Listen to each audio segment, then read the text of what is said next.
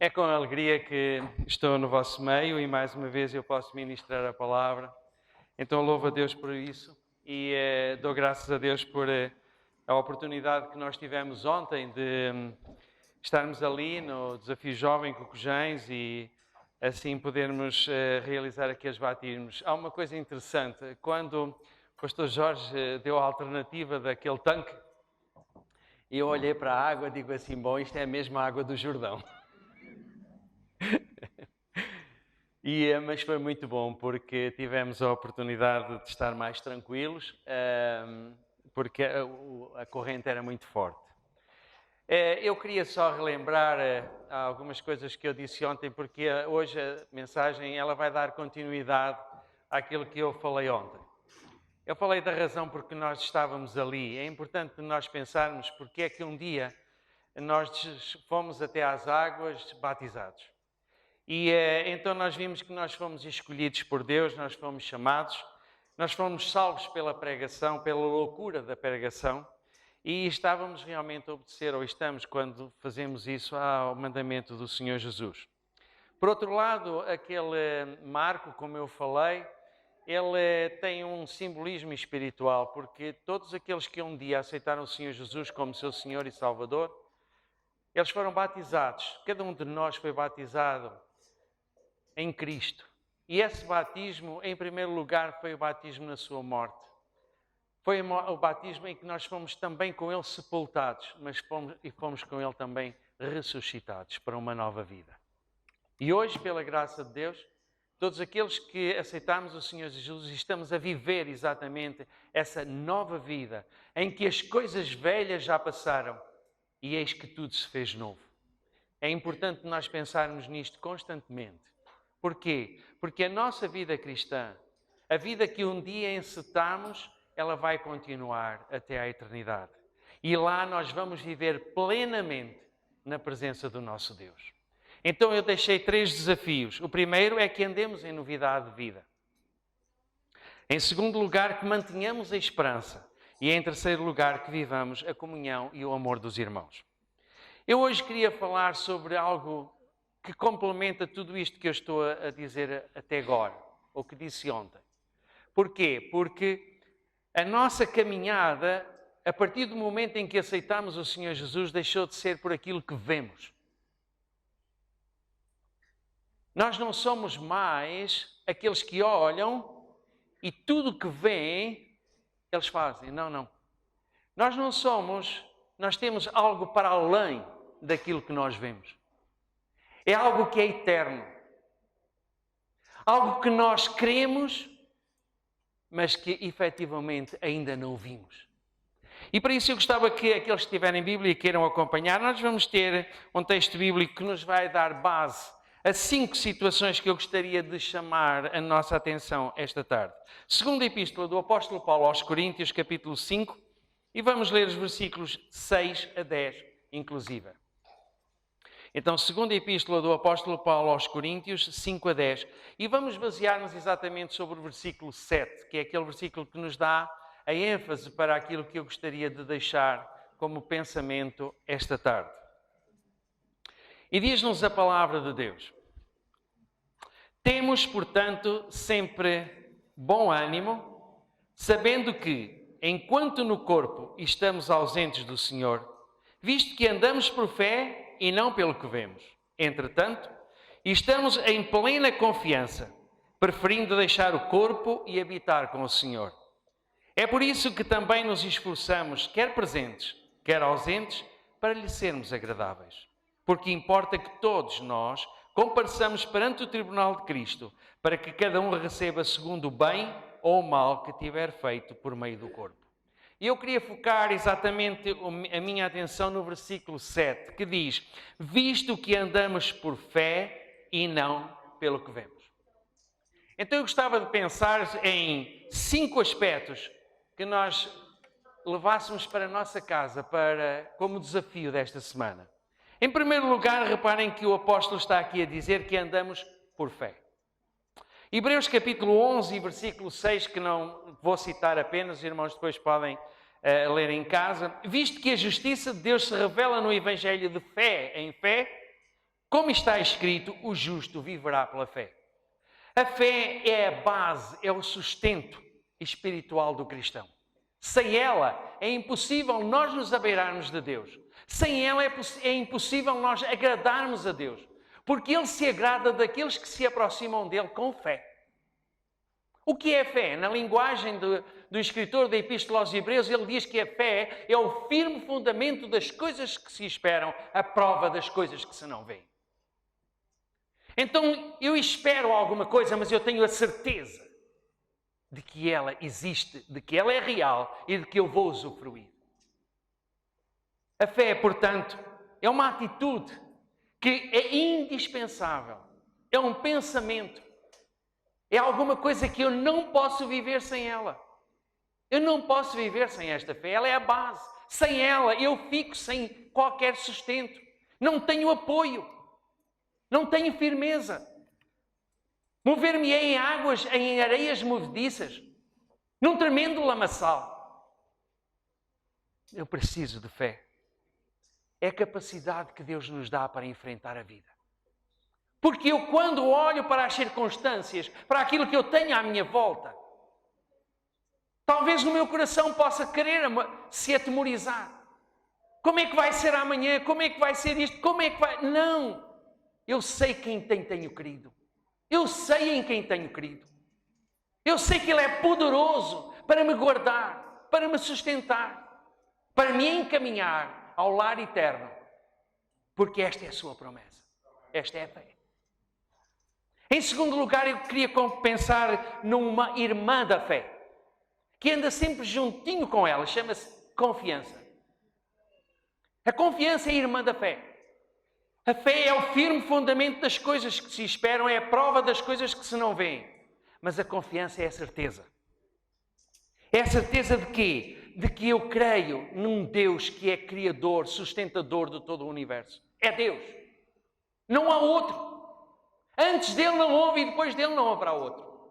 Há muitos que se chamam deuses. Há muitos que se intitulam deuses, mas não são deuses. Deus é só um, aquele em quem nós cremos. Aquele que criou pela palavra, como nós cantámos há pouco, todas as coisas. Tudo foi feito daquilo que não é visível, daquilo que não é aparente, pois foi criado pela palavra.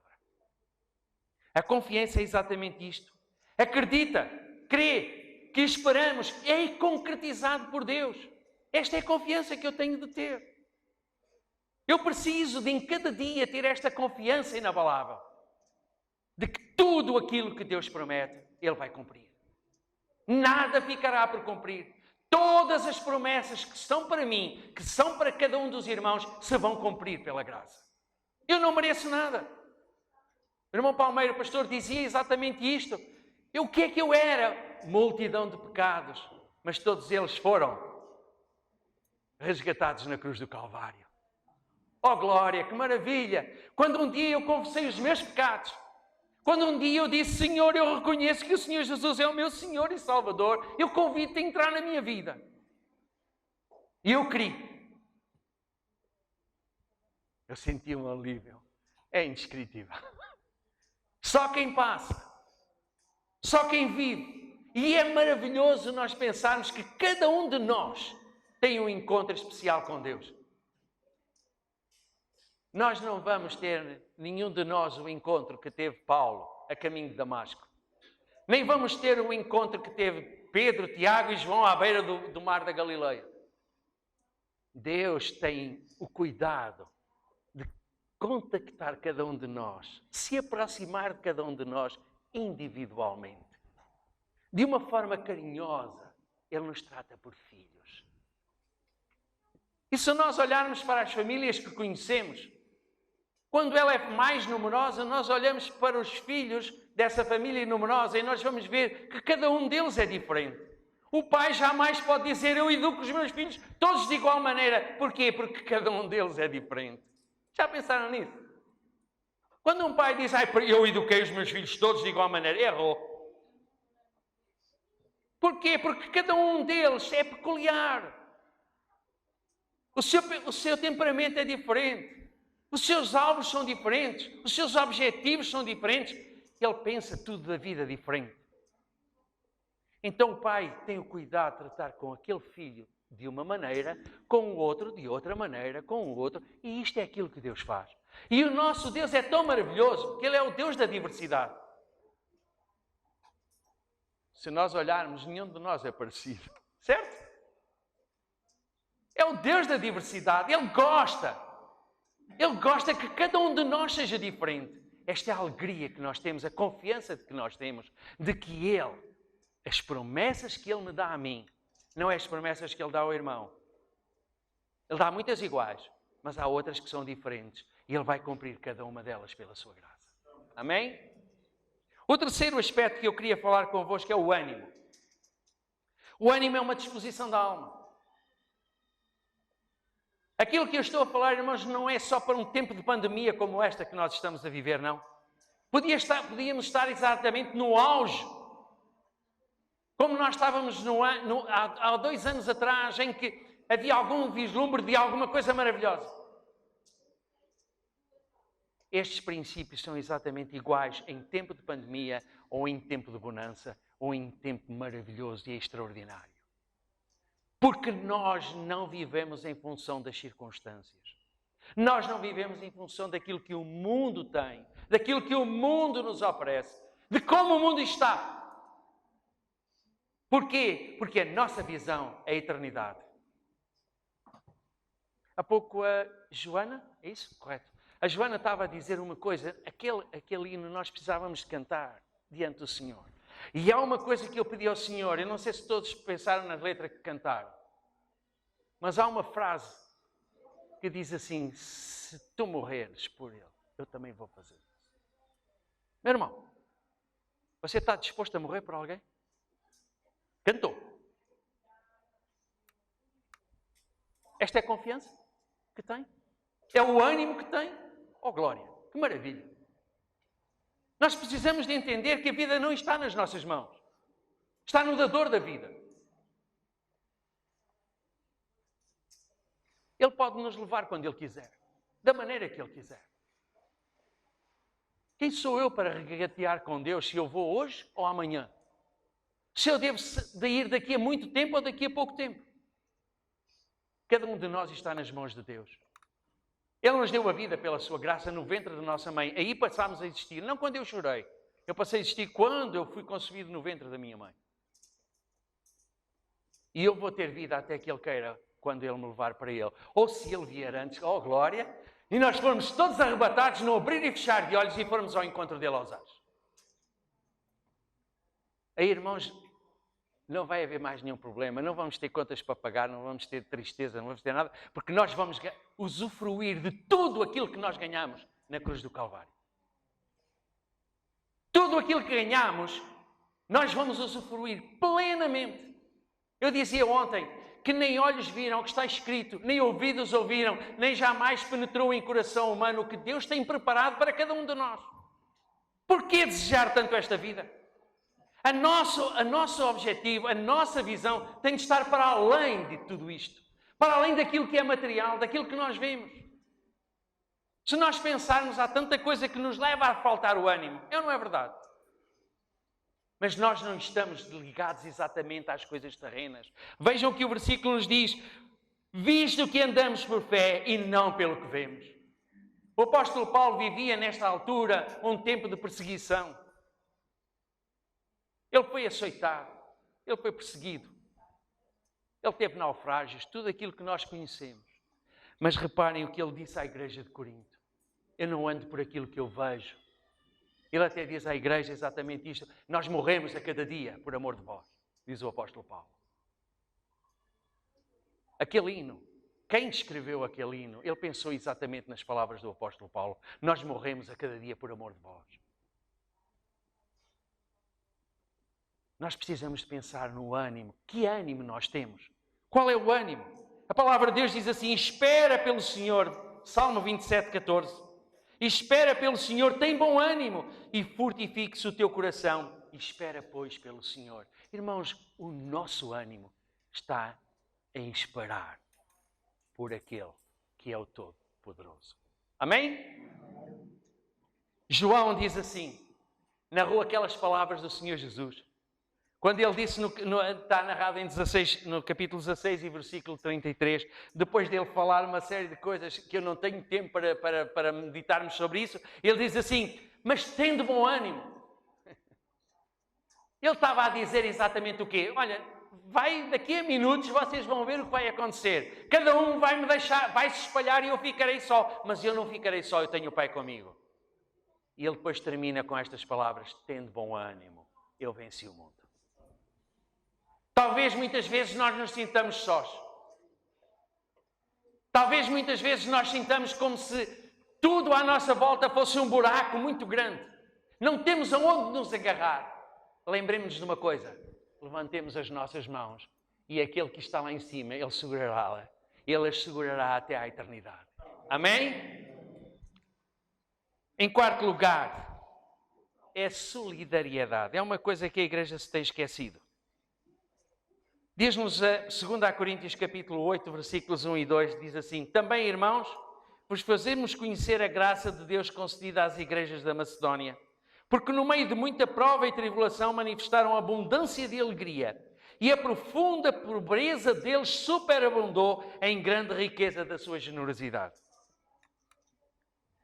Irmãos, eu não estou a dizer para os irmãos darem dinheiro na oferta de coleta. Atenção, não estou a dizer nada disso. Estou a falar de solidariedade. Irmãos,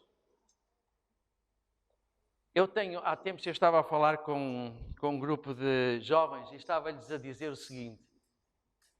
Muitas vezes nós temos dificuldade em compreender a situação do mundo presente. Reparem só, deixem-me dar uma ilustração. Quantos de nós já parámos de jantar? Porque normalmente ao jantar quem tem a televisão à frente vê as notícias, não é? Quando aparecem aquelas notícias de abertura. Um tsunami, morreram não sei quantos, aquelas coisas todas bombásticas em que morreram centenas de pessoas. Qual de nós parou de jantar? Porque ouviu esta notícia. Já pensaram nisso? Ouvimos aquela notícia, ei, que coisa, que tristeza. E continuamos a comer. E eles continuam a dar notícia e nós continuamos a comer. É verdade ou não é mentira? É ou não é? Ou seja, nós estamos a ser tão bombardeados com tantas notícias, chamadas bombásticas, que nós perdemos muitas vezes a ideia da solidariedade.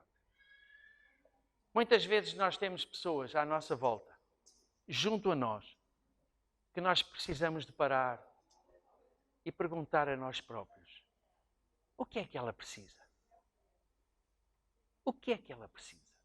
Reparem que Paulo está a dizer que reparem, a profunda pobreza das igrejas na Macedónia, irmãos, não eram igrejas abastadas.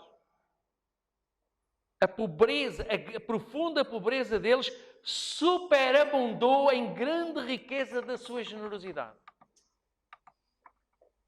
Eu não sei, irmãos, se já alguma vez aconteceu convosco. Quando nós vamos visitar, a maior parte das vezes, principalmente alguns amigos mais idosos, e quando estou a falar idosos, são aqueles, porque eu já sou, não é? Portanto, estou a falar mais velhos do que eu. E há uma coisa interessante que, de uma maneira geral, acontece. É, irmão, eu tenho aqui uma coisinha para si, por favor, leve. Interessante. Não pedi nada, mas aquela irmã ou aqueles irmãos, eles querem me dar um miminho. Aquele miminho é um miminho do coração. Não estamos a falar em valor monetário, não. Estamos a falar em doçura do coração. Irmãos, há filantropos? Sim. Há muitas pessoas que doam, sim. Mas aquilo que o apóstolo Paulo está aqui a falar não é sobre isso. É mais do que isso. É uma solidariedade motivada pela graça de Deus que opera em nossos corações, irmãos. Eu conversava com um irmão e ele estava-me a dizer que o Senhor devia fazer duas coisas, sabem? Uma de duas coisas. Ou mudava o seu coração, ou lhe dava dinheiro para ele ajudar as pessoas. Porque ele, quando vê alguém, o que é que ele faz? Ele sente-se conduído e ele quer ajudar. Muitas vezes ele não pode ajudar tanto quanto deve. Irmãos, isto é solidariedade dada pela graça. Nós precisamos de parar, irmãos. Por norma, nós somos egoístas, certo ou não? É ou não é verdade? Por norma, nós somos egoístas. Mas a palavra de Deus ensina-nos que dar é melhor do que receber. A igreja precisa de estar ciente desta responsabilidade. Como é que eu posso falar de Cristo a alguém se eu não cuidar primeiro da pessoa, daquilo que ela tem necessidade básica? O que é que a palavra de Deus, nós podíamos, cada um destes temas daria para uma mensagem, como compreendem. Mas não é isso o meu objetivo. O meu objetivo é que nós possamos compreender algo de muito especial, que nós precisamos de ter na nossa mente e no nosso coração, em cada dia que passa. Solidariedade. E quando nós não sentimos isso, nós precisamos de pedir ao Senhor que nos faça condoer o coração nesse sentido. Eu preciso, se alguém chegar ao pé de mim, irmãos, ainda hoje me lembro, de em 2014 uma senhora chegar ao pé de mim e dizer-me assim, eu precisava de falar consigo. Eu disse, eu não tenho tempo. Podemos falar mais tarde? Ela disse, sim, até hoje. Irmãos, eu lembro-me tantas vezes disso. Eu nunca mais, que quando alguém chega ao pé de mim e diz, eu preciso falar, haja o que houver, eu ouço. Preciso. Há muitas coisas que nunca mais voltam a acontecer. A minha pergunta é, o que é que iria acontecer daquela conversa? Eu não sei.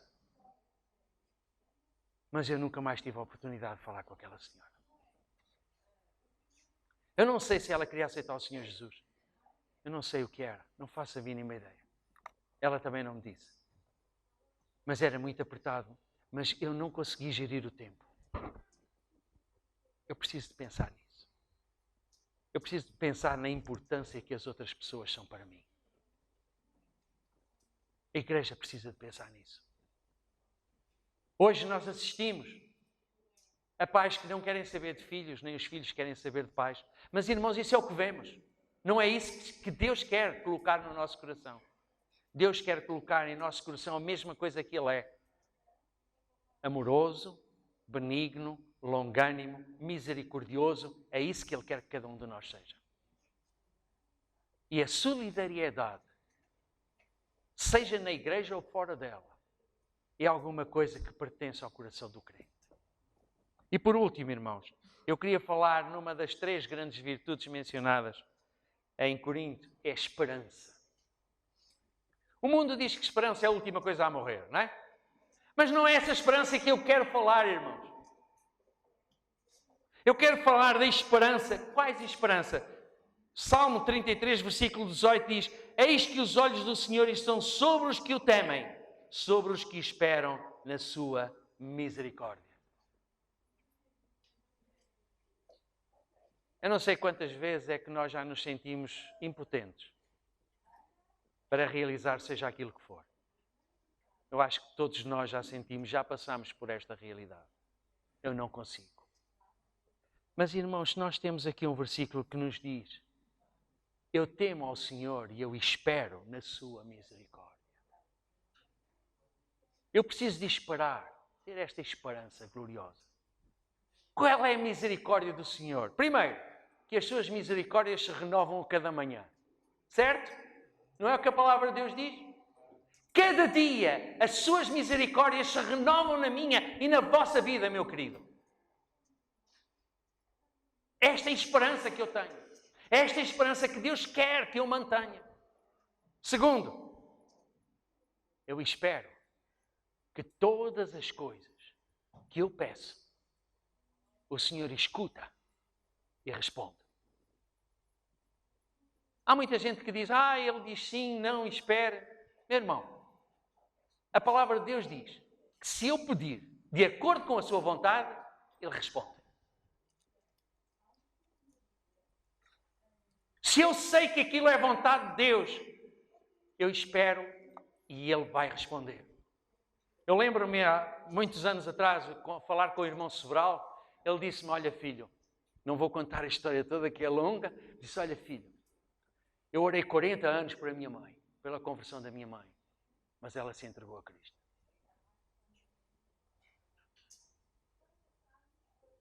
Alguns anos atrás eu estava a pregar na Rocha Nova. E ao fundo eu vi uma pessoa que eu conhecia perfeitamente bem. Esposa de uma irmã na fé, mãe de alguns irmãos nossos na fé. E um deles era sócia da Olga, que era a Lídia, em Aveiro, no centro comercial. E eu estranhei ele com a Bíblia debaixo do braço. Quando eu comecei a pregar, ele abriu a Bíblia e acompanhou. No fim ele veio ter comigo. Lembra-se de mim? Eu disse, claro, é o pai da Lídia. Sabe, eu aceitei o Senhor Jesus, eu deduzi isso. Bíblia na mão, Bíblia debaixo do braço, abriu, oh glória, não é? Ele disse, sabe, eu me converti no dia do funeral da minha esposa. Quando ela estava a baixar à sepultura, eu aceitei o Senhor Jesus como meu Senhor e Salvador. Irmãos, aquela mulher e seus filhos oraram toda a vida por a conversão do seu marido. Aconteceu depois dela morrer? Sim, aconteceu, mas aconteceu porque Deus respondeu.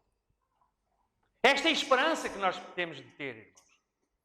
Esta é a esperança que nós sabemos que quando pedimos alguma coisa de acordo com a sua vontade, Ele vai responder no seu tempo, não no nosso. É esta esperança que o Senhor quer que cada um de nós tenha nele. Irmãos, são 5 áreas que eu creio que são importantíssimas, porque elas não são visíveis. A fé não é visível. A confiança não é visível. O ânimo não é visível. A solidariedade não é visível. É uma atitude. Tudo isto são atitudes de coração, mas que se refletem nos nossos atos, certo?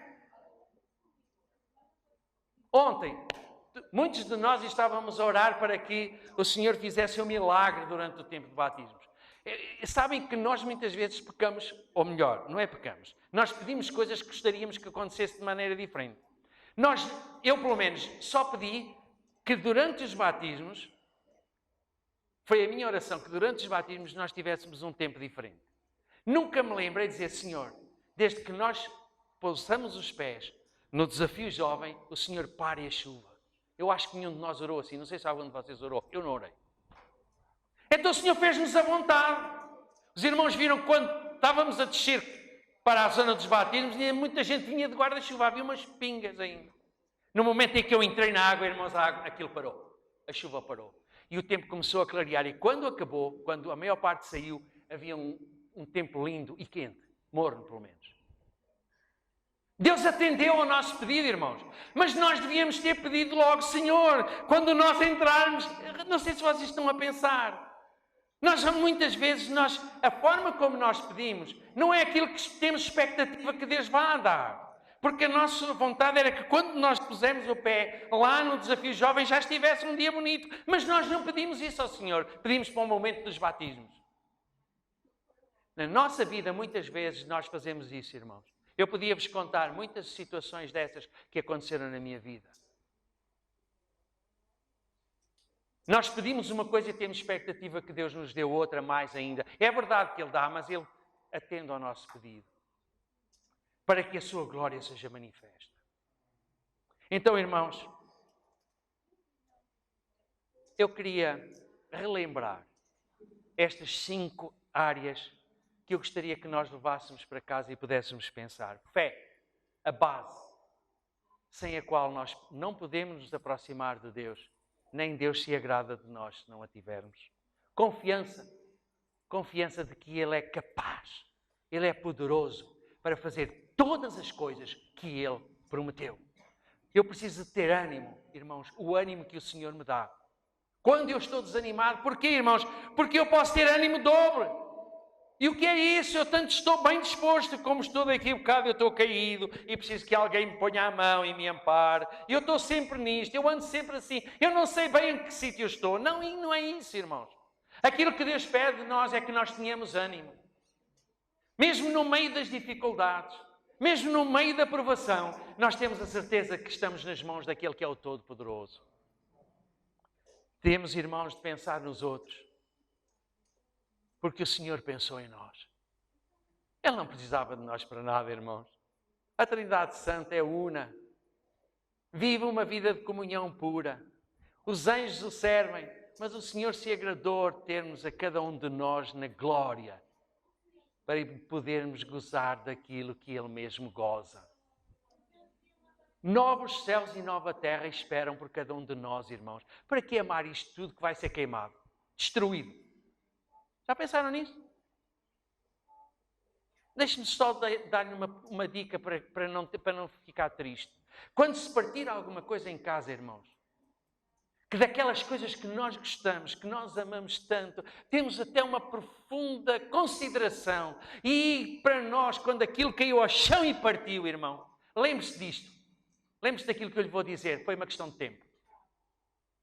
Não se partiu, partiu-se agora. Mas se não se partisse agora, no dia em que o Senhor Jesus vier e transformar estes céus e terra em novos céus e nova terra, tudo aquilo vai desaparecer. Portanto, é uma questão de tempo. Não fiquem tristes, irmão. Só se partiu antes um bocadinho de tempo. Não fique triste, meu querido. Certo? Esta é a esperança, a alegria que nós precisamos de ter. Porque a nossa vida não está aqui, está projetada para a eternidade. E quero terminar somente com a leitura de um versículo muito conhecido em Isaías capítulo 40 e versículo 31. Mas os que esperam no Senhor renovam as suas forças, sobem com asas como águias, correm e não se cansam, caminham e não se fatigam. Que o Senhor nos abençoe.